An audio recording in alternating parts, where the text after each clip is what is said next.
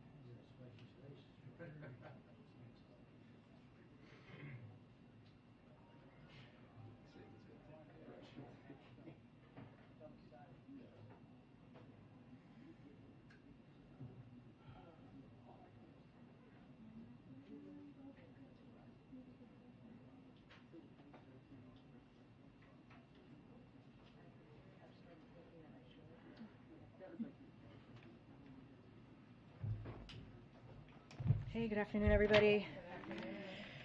Okay, I have a few toppers, so please bear with me.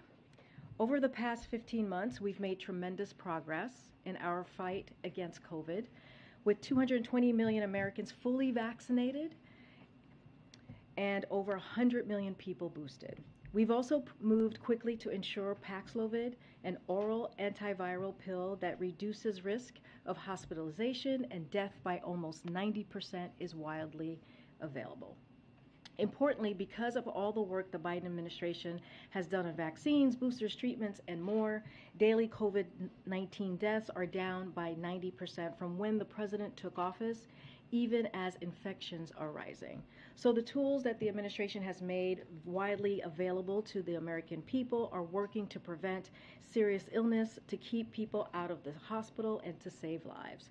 And while COVID isn't over, it's critical that Americans know that we now have more tools than ever to protect ourselves.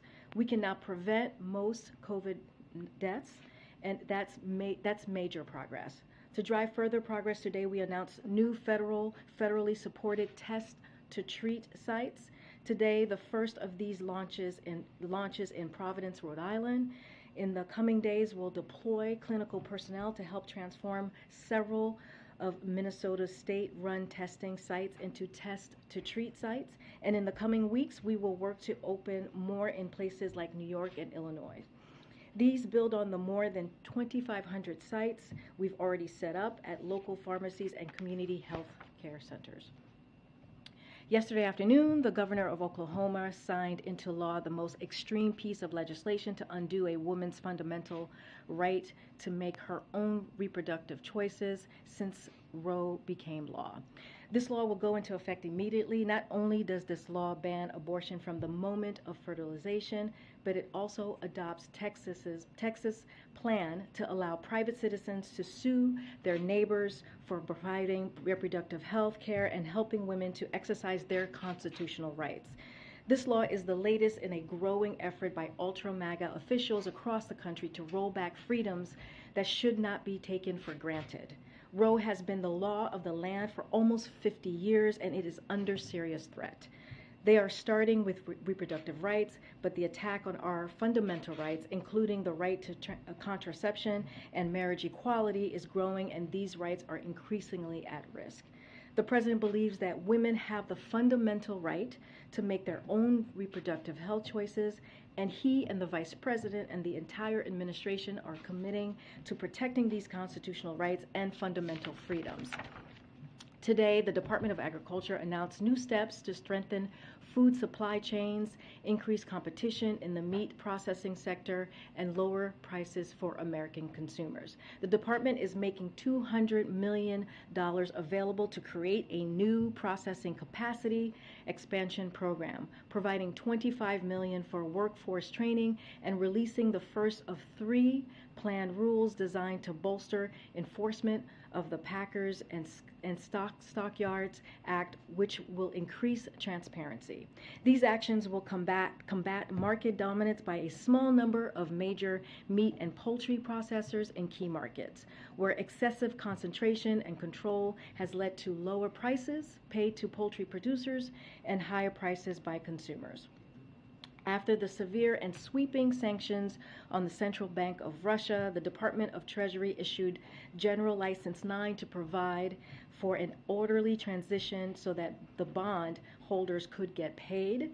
We've announced that we will not be renewing the license. This means that Russia will likely fail to meet its obligation and face default, an enduring sign of their status as a pariah in the global financial system. We expect the impact of the U.S. and the global economy to be minimal, given Russia has already been isolated financially. That being said, Treasury Department continues to monitor and have conversations with global financial community. I have 2 scheduling updates. Next week, the President will welcome Prime Minister of New Zealand to the White House, another example of our continued commitment to the Indo-Pacific. We'll have more details on this as we get closer. And as you all saw, we announced that on Sunday, the President and the First Lady will travel to Uvalde to grieve with the community that lost 21 lives in the horrific elementary school shooting. We will have more to share as we get closer, but while he's there, the President will meet with the community leaders, religious leaders, and the families of the victim. The President and First Lady believe it is important to show their support for the community during this devastating time and to be there for the families of the victims. And lastly, on Tuesday, as you all know, the parents of 19 kids did what so many of us parents do every morning. They gave their kids a kiss, told them they loved them, and wished them a good day at school. They figured their kids would spend their day reading, writing, doing math, playing with friends at recess. These kids never came home. Some of these parents needed to give DNA samples to be able to identify their own children. These were elementary school kids. They should be losing their first teeth, not losing their lives. They should be at Little League, softball, and soccer practices this weekend. These parents should be planning their kids' summer, not their child's funeral. As a parent, it is unfathomable to me that this happened. These kids had their whole lives in front of them. Our hearts ache for their families. Our hearts ache for the family and loved ones of the teachers who were killed. Schools should be sanctuaries of learning, not battlefields.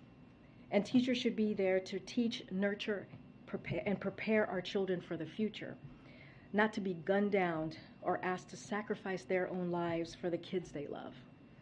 But that is what 2 heroic teachers did in Uvalde, killed while trying to protect their students. I'm a parent of an elementary school student. I know many of you in this room are as well. We cannot become numb to this. We will not accept this. a grocery store, a church, an elementary school, and this is just in the last few days. It is unacceptable. As the president said the other night, why are we willing to live with this carnage? Why do we keep letting this happen? Where in God's name is our backbone? So I ask, how is protecting our children a partisan issue? How is preventing innocent people from being slaughtered controversial? Common sense gun safety laws work. We know this. They save lives. As the president said Tuesday night, when the assault weapons ban passed, shootings went down. They tripled after it was lifted. And let's be clear, the public supports this. They are behind this. Even gun owners, 90% of gun owners support universal background checks, 84% of Republicans, and 80% of NRA members support background checks. As the president said this week, it is time to turn this pain into action. It's time for Congress to act. And with that, Darlene, I will take your question. Thank you. Is there any reaction here at the White House to the Senate Republicans blocking the domestic terrorism bill, which was supposed to open the door for some debate and discussion about gun safety, as you were just talking about? So we're disappointed that Congress did not move forward with the legislation that would strengthen our response to domestic terror incidents like we saw in Buffalo. We need Congress to act on that, and we need Congress to advance common sense measures that we know will save lives when it comes to gun violence. And secondly, the NRA is opening its convention in Houston tomorrow, 3 days after the massacre in Uvalde. Former President Trump, Texas Governor Abbott, and others are set to speak there. Does the White House think it is appropriate for that convention to move forward? Should it be postponed, canceled, given the events of the last few days? So it's not about the convention. What is inappropriate is that the leadership of the National Rifle Association has proven time and time again that they are contributing to the problem of gun violence, not trying to solve it. They represent the interests of the gun industry, the gun manufacturers, who are marketing weapons of war to young adults. They don't represent gun owners who know that we need to take action. And it's shameful that the NRA and their allies have stood in the way of every attempt to advance measures that we all know will save lives from gun violence. Measures that we know would keep weapons of war out of the hands of people who are terrorizing our communities. So that is what matters, and it is shameful. Yeah, thanks, Karine. Does the president believe that there should be an investigation into the police response to this school shooting? So we've heard of, need some water? You okay? Let us know. The president, we've been watching the reporting on this. The president has the utmost respect, as you all know, for the men and women of law enforcement.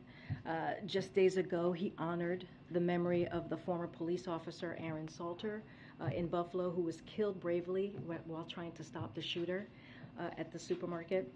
I know that right now authorities are working to piece together more details of what happened in Uvalde, so we won't prejudge the results from here at this time.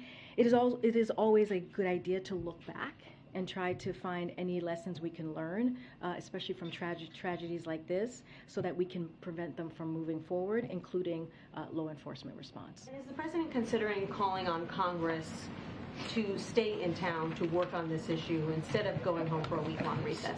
So we have been in close touch with Congress even before this shooting and clearly what we saw in Buffalo about gun reform. This is something that has been a priority for the president since day one of his administration. And we also have been in close touch, and we really appreciate what Senator Schumer and Speaker Pelosi have been doing. You know, the president has been very clear that it's time to act. It's time for Congress to act. The president has long urged Congress to take action to fight gun violence, including by expanding background checks, and he supports Leader Schumer's plan to bring legislation forward. The Congress would clearly handle the mechanics of all of this, Texas. And, as you all may remember, during the State of the Union, the president asked Congress to pass proven measures to reduce gun violence, pass universal background checks. Why should anyone on the terrorist list be able to purchase a weapon? Those were what he said just a couple of months ago. So we have an opportunity to do that right now, and we encourage Congress to act. And then finally, the average age of suspects at school mass shootings is 18. Would the president support raising the age at which someone can buy a gun to 21? So the president was very clear about this just recently when he said that in his remarks just on Tuesday that it doesn't make sense for an 18-year-old to legally buy an assault weapon. And so he made very clear on Tuesday after he landed from Asia and had to deal with such a devastating news that happened in Texas. Yeah. Thanks, Karine. There was a bipartisan group of senators, 9 senators, that met today. Does the White House have any confidence that this group could reach a meaningful agreement?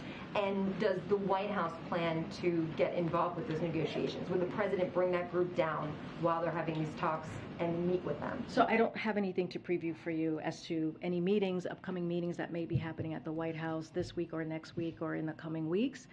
We really, truly, as I said, leave it to the mechanics up to Senator Schumer and Speaker Pelosi. We are confident in that that Senator Schumer will bring this forward. And again, it is time for Congress to act. This is what the president has been calling for since the beginning of his administration, and that's what we want to see, and that's what we encourage Congress to do. And Senator Schumer has signaled that they have roughly 10 days to get to a conclusion. Is that a timeline that the White House wants to see? And if at the end of that 10 days there is no agreement, the White House wants to see the Senate move forward on the 2 House-passed bills? Again, we leave the mechanics to Senator Schumer. We want to see action. That is what we're calling for. But again, we leave it to the leadership, the Democratic leadership, to figure out how they're going to move this forward. One quick one. Can you give us any sense? Has the president talked to other officials in Texas since Tuesday of who he's talked to on the phone about what happened down there? I don't have any calls to preview. Clearly, the president is very much, and the First Lady is looking forward to meeting with the families, community leaders when they're there on Sunday. We have been trying to give the family some time to grieve, as this just happened 2 days ago. But again, he's going to see them on Sunday and have that opportunity to offer comfort. Are you getting any sense that this time it's different, that there's a different climate on Capitol Hill that might be inclined to do some things? So I'll say this, Steve. We have seen 2 horrific tragedies in just 2 weeks. Hours before the shooting, many of the 19 kids who were killed in Texas, Uvalde, were being awarded certificates of the Robb Elementary's honor roll ceremony as part of the end of the school year. Today would have been their last day at school, and for the school year. In Buffalo, on the same day that this happened just 2 days ago, 2 of the 10 people who were killed while going to the grocery store on a Sunday, like many of us do, were being buried and honored by their families. I'm talking about Aaron Salter, the security officer who first responded, and Celestine Cheney, a mother and grandmother of 6, were being buried by loved ones right in Buffalo on that same day. So America has more guns than people in this country. If more guns were indeed the solution, we would be the safest country in the world, but we are not. And so the president has been very clear. He wants action. He wants Congress to take action. He wants to turn this pain into action. And I hope the Senate, and particularly those who have been unwilling to act in the face of previous tragedies, will act now. And that's what we are hoping and urging Congress to do. Is the president considering some unilateral actions on guns? Or a number of gun safety advocates are pushing for things like a gun czar or a state of emergency declaration? So on your first part, while we've been calling for Congress to act, and the president has done that since the first couple days of the White House, he has been waiting, right? We have talked about the comprehensive approaches that he's taken. We recently announced how over $10 billion from the rescue plan has been spent or committed on ways to fight gun crime and gun violence. The president wants cities and states to use even more. The Justice Department issued a tough new rule to stem the flow of ghost guns, which are increasingly being found at the crime scenes and which are the weapons of choice for terrorists and criminals. So the administration issued a zero-tolerance policy for gun dealers who willfully sell guns illegally. So this president has done more via executive actions than any other president during their first year of office. Now what we are asking for is for Congress. We are urging them to take action. Go ahead. Thanks, Karine. How does the president view his role in this moment? We talked yesterday about changing a dynamic that's been entrenched for decades now at this point. I understand the legislative details are Capitol Hill's prerogative. How does he view his role in trying to change that dynamic? Well, I think he view his role as he has been doing.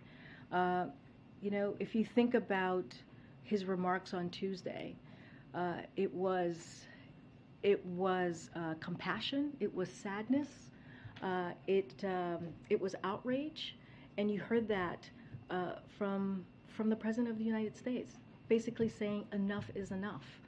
And this is something that he understands personally. This is a president who has worked on gun violence during his Senate years as vice president and has leadership already from the first couple of days of stepping into this administration. So we have done our part. Will there be more executive actions and will we do more? We'll look into that. We're always looking to do more. But right now, we need the help of Congress. We need them to step in and to deal with this gun violence that we're seeing that's tearing up not just families, but communities across the country. You were on, just one more quick one. Yeah, you were on sure. Air Force One. Can you talk about kind of the president's reaction when he got the news, when more details started to come out over the course of those final hours on the flight, and as he prepared for his remarks on Tuesday night, which he echoed on Wednesday? Yeah, as you said, Phil, I was with the president on the plane on Air Force One because we were coming back from Asia, and I got to see him right before he delivered the speech. Honestly, I would leave the speech to stand for itself. You heard his emotion. You heard what he said very, very clearly. And again, you heard the outrage, which we saw from some of you on TV, from some of your colleagues who are in Texas, who are talking to families on the ground, the communities on the ground, the outrage, the sadness, the grief. And that's what you heard from this president. And he said a couple of things that I think it's important to reiterate as we really think about what happened, is that there are parents who will never see their child again, parents who will never be the same. And the president said to lose a child is like having a piece of your soul ripped away. It's suffocating, and it's never quite the same. And it's a feeling shared by their family members and the community that's left behind. So that is the president's focus right now. He's going to go clearly on Sunday to offer his comfort, to grieve with the family and the community. But at the same time, he is going to call on Congress to take action because it's been too long, and now is the time to act. Okay, Michael. Two quick things.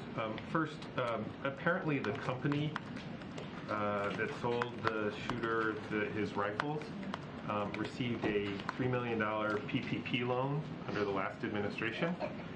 Do you know if there's any effort by this administration to claw that money back? So this is the first I'm hearing about this, so I would have to go back to the team and look into it. Do you know the name of the company? The company is Daniel Defense, D-A-N-I-E-L Defense. Apparently they received a $3.1 million PPP loan right at the beginning. My colleagues have been writing about it apparently today, but if assuming that is confirmed, would the president, do you think, support the idea of trying to claw that money back? I honestly, Michael, I need to check with the team and just make sure that is actually factual, but I need to check with the team. Thank you. I appreciate that. And we'll get back to you on that. Okay, and then just, going back to the question that I'm sure, everybody has been asking, which is the sort of, what is the president going to do and can do? You talk a lot about the outrage. You talk a lot about that he wants Congress to act. You talk a lot about the emotion. I was in this room. I think a lot of people here were too, when President Obama cried at that very podium hours after the Newtown shootings. There have been 1 million shootings since then. Lots of expressions of outrage. Lots of expressions of wanting Congress to act. They haven't. I mean, there are people out there, saw several of them on TV today, who say this president needs to do more than all of that. This president needs to declare a national emergency. He needs to create task forces. He needs to create, a czar of gun things. He needs to say he's not leaving this building. He cancel his vacations. Tell Congress, members from Congress to get in a room and not leave until they got a solution, and not accept some of the sort of half measures that are sort of being offered. And I guess the question is why isn't he doing any of that? So on the public health, on the emergency, he has already done that. The president has already declared gun violence to be a public health epidemic. He has done that already, and he has mobilized our federal departments and agencies, including the Department of Health Services, to respond. So that has been done. Look, this is a president, as I've said already, who has been working on gun violence, gun reform, comprehensive gun reform, since he was a senator. And he also was there, as you're talking about, what President Obama had to deal with. He was there. He was his partner in that, and took on that portfolio of dealing with gun violence. He was there at the table. Isn't that more of an indictment than it is a plus to say that the current president has been involved in this for more than for decades, and it's not being fixed. These things are happening over and over again. But look, Michael, we are frustrated as well. We are angry as well. Look, I said this earlier and I'll say it again. This is a president who has done more via executive actions. This is how much of a priority this is for him, because we're a year into his presidency. More via executive actions than any president in their first year. But many of those are not directly right, related which is to the why issues of mass shootings. They may be directly related to guns, and that's important. I'm not saying, but right. They're not directly related to. Well, this is why we're calling on Congress to act. The president is doing what the president is doing what he can, right, from here, from the White House. And he has said he cannot do this alone. He's been very clear. He understands we need to do more. But Congress also has to act. He has done a comprehensive plan on gun violence. We have listed that out. Every couple of months we talk about what he's doing, what executive action he's taking. And now he is saying Congress needs to act. But he has been saying that for some time. Go ahead, Kristen. Karine, give me 1 second, please. I want to follow up on this idea, because the president campaigned on a promise to be able to bring Democrats and Republicans together to get the hard things done. Why has he not been able to bring them together, to make this a legislative priority, to even get a small measure done when it comes to? Well, I think that's what Senator Schumer is trying to do.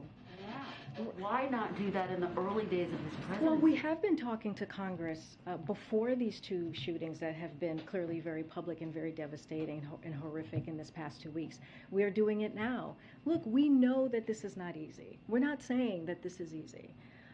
And the president is doing everything that he can to get this done. But we are going to continue to call on Congress to act. Does this now move to the top of his It's a legislative priority. priorities, above Build Back Better, above COVID relief? Does this now need to be the singular focus of all of Washington, D.C.? Kristen, I would argue that this has been a top priority from the time. Singular focus for the president and law. I'm not going to list out the 1, 2, or 3 of priority. What I can tell you is this has been a top priority. Literally, he started working on this the first couple of days he walked into this office. And you're getting a lot of questions about the czar. I guess just to ask to ask it a different way, former President Obama appointed then Vice President Biden to take control of this issue. Are there any discussions? Is the president considering tasking his vice president with trying to get something done on this issue? Look, we have Ambassador Susan Rice who is the president's domestic policy advisor, as you all know, and she is coordinating the president's whole of government approach to reducing gun violence. She has decades of experience coordinating interagency processes in the federal government. There's no one better at bringing department heads to the table to drive the process. She has a team of 12 staff under the Domestic Policy Council who are working on gun violence reduction, taking an interdisciplinary approach that recognizes that we need all sorts of expertise at the table, from mental health to criminal justice to housing to education, to address the issue. In addition to the Domestic Policy Council, there's the Executive Office of the President, the White House Counsel's Office, the Office of the Intergovernmental Affairs, and the Office of Public Engagement. All are playing key roles in gun violence prevention, as do several of the federal agencies, which I've listed out already. Okay. Karine, given everything you just laid out, and the president said yesterday he will use every tool that's available, and I guess why hasn't he stood up a task force, an interagency task force on preventing gun violence? He has done it dozens of times on everything from COVID to unionizing since the start of his presidency. There's also an outstanding request, I believe, from House Democrats over the past year that he appoint a national director, I guess as Kristen said, and start a task force. Well, I just walked through a whole of government approach that we're taking. That's how important this is across departments here at the White House and also with several agencies. We're talking about the DOJ, Department of Justice, we're talking about HHS, all very much involved here on how we're moving forward. You know, I guess why not make an official interagency task force? Because we have a whole of government approach. We have a whole of government approach that I just mentioned that Ambassador Susan Rice is leading, along with other departments.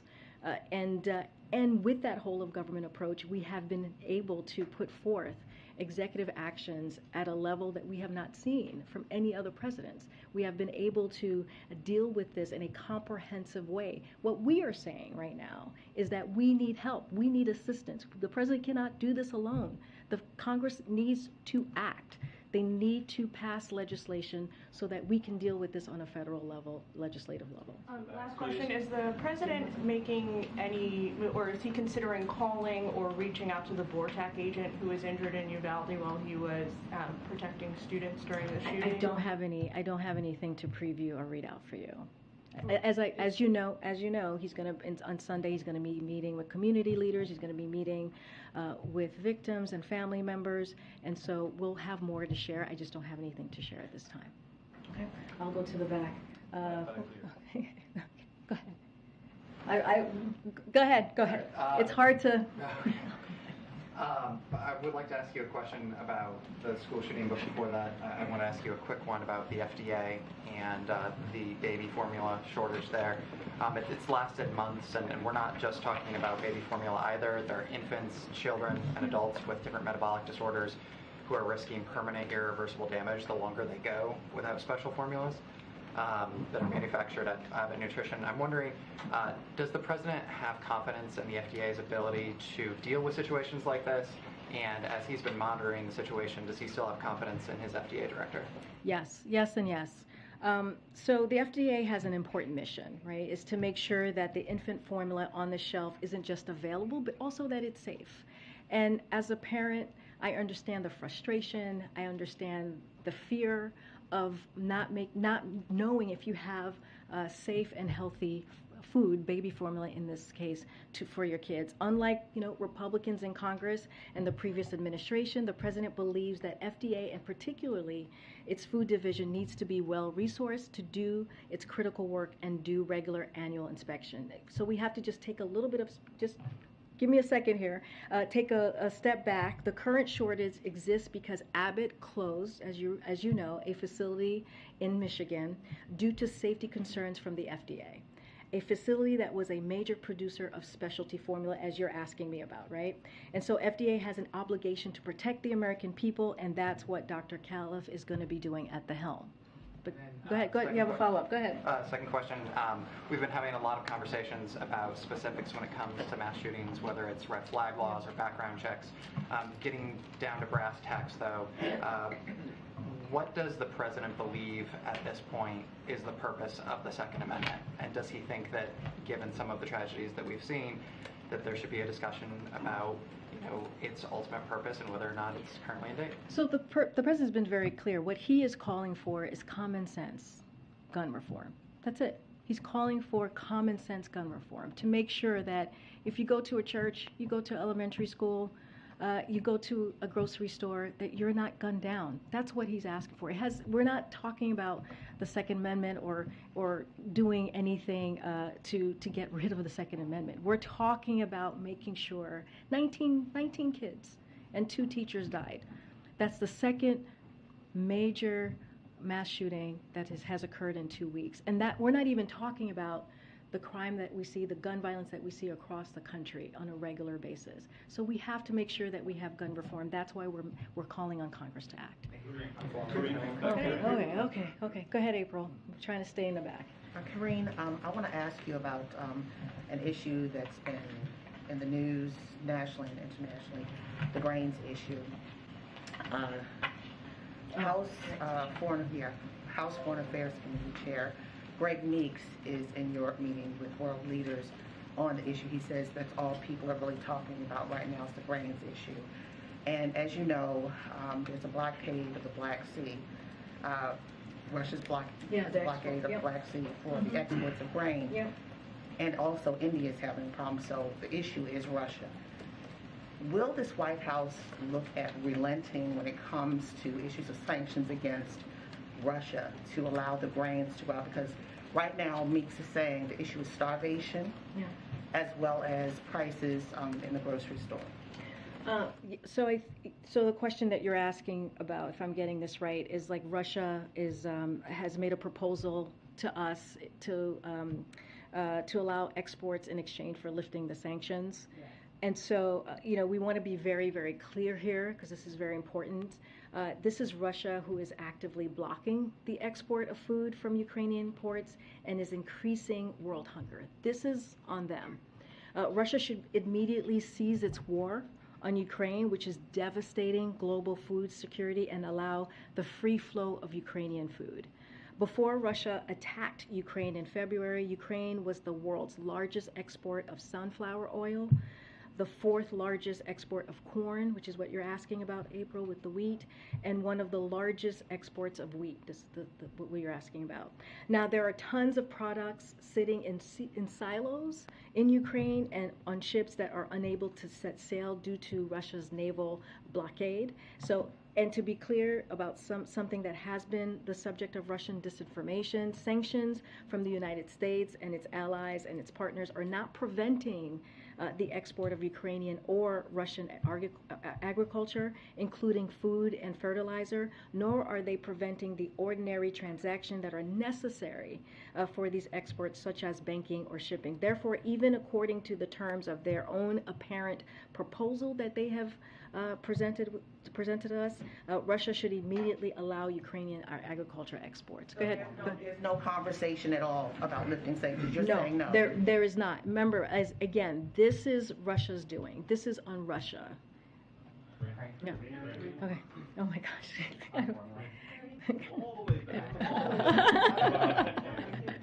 Go ahead, Nadia. I have 2 foreign policy questions. Sure. First, a team from the White House is visiting Saudi Arabia led by Brett McCurk. Mm-hmm. Is the president still trying to convince the Saudis to increase the production of oil? And is this part of preparation for the president's visit to Saudi Arabia? So I don't have anything to preview at this time on a trip or a visit from the president. I will confirm that Brett McGurk and Amos Hochstein were in the region to follow up on conversations on a range of issues, including Iran's destabilizing activities, ensuring stable global energy supplies, and other regional issues.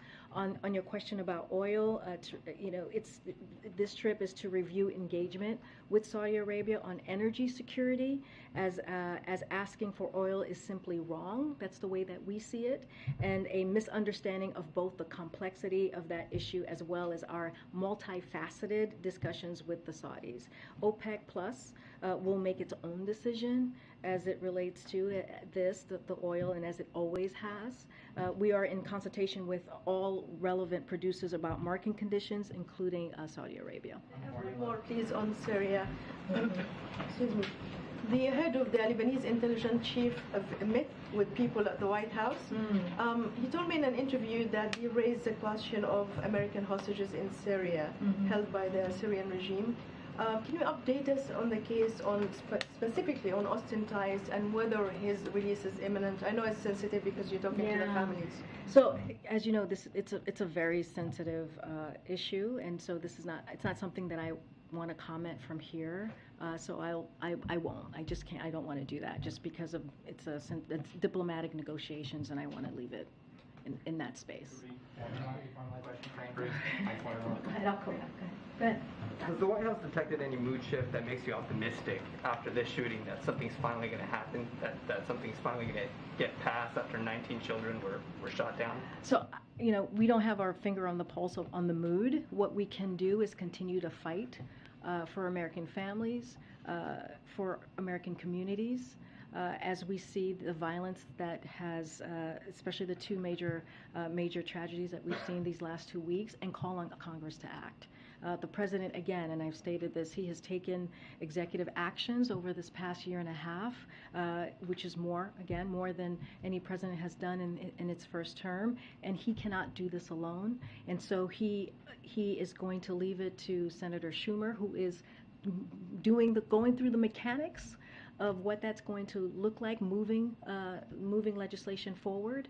And so we appreciate their efforts, we appreciate his effort, we appreciate the Speaker's effort, and we're going to continue to have those conversations as we have been throughout this past year and a half. Go ahead. Thanks, Karine. So after the president visited with families in Buffalo, he was asked, what more can you do on guns via executive action? And he said, quote, not much on executive action. As Steve said, there are multiple gun safety groups that disagree with that statement and have pages of executive actions that they think the president can take. Does the president have any plans to meet with gun safety advocates? I know when he was vice president, he had hundreds of meetings in the EOB in his office there with groups. Does he plan to meet with them, and if not, why not? So I don't have anything to preview. Not at this time. I just talked about Susan Rice and her team, Domestic Policy Council. I've talked about the public engagement team and others, DOJ and also HHS. And those teams have been regularly talking to outside experts, outside groups over the course of this past year and a half. That's how we were able to put forward these executive action, comprehensive effort to deal with gun reform. So those conversations are going to continue. I just don't have anything to preview for you on this one. But just in terms of that sentiment, where the president says there's not much more on executive action that he can do, does this shooting in Texas change that? I think what just to speak to that, look, the president has done a lot. He really has. The fact that I'm able to state this historical fact of how much he's done in his first year and a half. But, you know, we're always looking at what else we can do. But we have done, we have done so much. I just read it out, including stemming the flow of ghost guns, cracking down on gun trafficking, and using the American Rescue Plan funds to invest in keeping officers on the beat to fight gun crime and gun violence. And so we're going to continue constantly looking at additional executive action so we can move forward. But the president, again, cannot solve this problem alone. He needs Congress to do its job and to act. What role do you guys expect Senator McConnell to play on any sort of bipartisan gun legislation? Has the president plan to contact him or speak with him at all, and what are you hoping for from the Senate minority? Again, we're going to leave the mechanics to how this gets done to the leadership in Congress, Senator Schumer and Speaker Pelosi. We have had several conversations before these major shootings that occurred these last 2 weeks. This is an issue that has been a priority for this president since the moment he walked into this office, and as I mentioned, as a senator, as a vice president, and now as president. So there's an array of issues that we talk to Congress on a regular basis. And again, we're going to continue to have those conversations. On the gun issue, just a quick follow-up. Yeah. Is one of the concerns of the White House that moving ahead with executive actions right now while there are talks in Congress could sink those talks in Congress? Is that why you're one of the reasons you might be holding back on moving forward with executive actions? No, I mean, we've been very clear. It's time for Congress to act. We cannot do this alone. The president cannot do this alone. So we're asking Congress to act so we can have federal laws to actually deal with doing gun reform, comprehensive gun reform. On the Summit of the Americas, President Bolsonaro of Brazil has said he plans to attend now. AMLO of Mexico is still making mixed signals.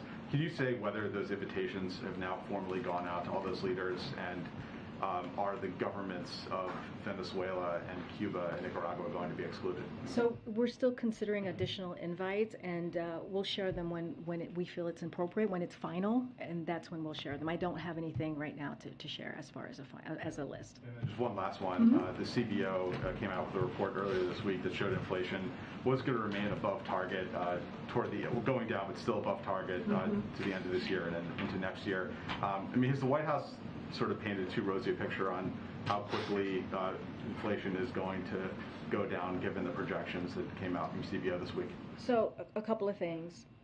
So as you mentioned, the CBO report came out yesterday. It projects stable, steady economic growth in the years ahead. As inflation eases, the deficit falls dramatically this year. On the deficit, the CBO projects that our deficit this year will fall by $1.7 trillion after it fell by $350 billion just last year. That's after the deficit increased every single year President Trump was in office, and it is a lower deficit for 2022 than the CBO projected before passage of the American Rescue Plan. That means that our strong economic recovery, powered by the president's economic and vaccination policies, also improved our nation's fiscal position and reduced our deficit.